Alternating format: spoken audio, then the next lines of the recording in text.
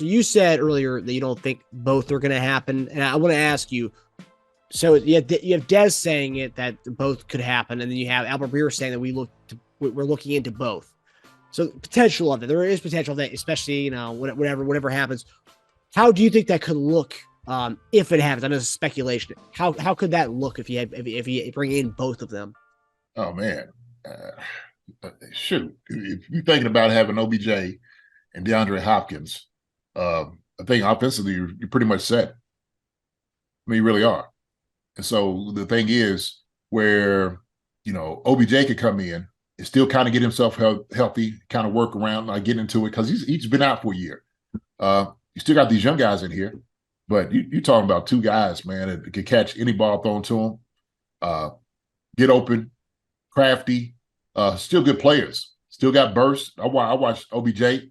Still, both of them got great hands. Some of the best hands in the NFL, to be honest with you. But I mean, it'd be incredible. It would be absolutely incredible, man. I mean, the possibility what you could do offensively. Like I said, it just, I mean, it puts you in a whole different, stratosphere. There wouldn't be any question who has the best receiver core in the league. It just wouldn't. It wouldn't be. And so the thing is, defenses have to defend something like this, man. How are you going to do that? How can you do that week in and week out when you both got DeAndre Hopkins and OBJ staring at you on the other side? That's just. But I'm saying that's speculation. To me myself, I find it hard to believe to get both. I think definitely, one is doable. Definitely, OBJ is a greater possibility than DeAndre Hopkins because of what you had to give up. But my thing is, if you're actually measuring anything, qualifying everything, D Hop will be the choice for me.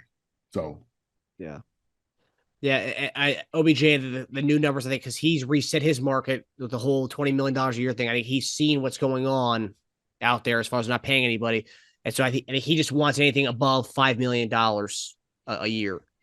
Originally, he wanted a 2 to 3 year multi-year deal, but I don't know if he's going to go for just a 1 year, and kind of prove it, like a Juju type thing somewhere. Man, I guarantee toward the end of the season when he was talking about coming back, there was teams that was thinking about it. There's teams that were thinking about paying him that type of money. So, like you said, I think now the market, if you will, I don't want to say right itself, but they've kind of been able to okay, let's set everything down from guys getting these lucrative deals. And now all of a sudden they're starting to pay these guys, for less money to get them cheaper. Yeah. Be honest, getting real. They're getting them cheaper. And so, it's always the same thing with markets and stocks. You take advantage of, when everything is high, take advantage of when everything is low. So the market's low or, the cost is down, you go get a guy then, right? Because of the need. And so now it seems like more wide receivers are trying to get to different places because they need a home. And man, there's a list of guys. I looked at the list, man, of free agents out there in just different positions. There's some names, man. There's some names that we heard, in the past few years. You're like, wait, there's a head scratching. Yeah. Quite know what it is. Like, what are guys going in and demanding and asking? Teams are just not willing to pay it, man. They're just not. I mean, I think I looked earlier, like edge rusher, Leonard Floyd's still out there. It's like, well, I mean, look at his sack numbers the last 3 years, and he's only 32. I think because he's one of the younger ones of the edge rushers that's available. It's like I love Leonard Floyd, but I don't know how much he's asking for. I don't know what these guys are asking for, and I don't understand why teams just aren't jumping on it right now. It's interesting. Yeah, that's the thing. That's the question. What are these guys asking for? They coming in, teams like, yeah, no, we're not going to do that. No, we appreciate it. Come back when you got some sense. Yeah. So you got to tell the guys, like, hey, man, listen, they're not biting for this price. It's just, it's where the market is right now. So, a guy who may be used to making a whole lot of money was like, well, shoot, I go ahead and I'll retire or I'll sit out this year as opposed to signing for this amount of money. And they guys have every right to. But that's the part of the business, man. It's part of the business. And I believe this. I believe that without a doubt there's collusion going on with some of the owners. I guarantee you jokers are talking and saying, we're not signing these guys for that. I'm sure it goes in. Yeah. It happens in every market. corporations, different things about setting what price is going to be. And so why would it be any different than in the NFL? Yeah.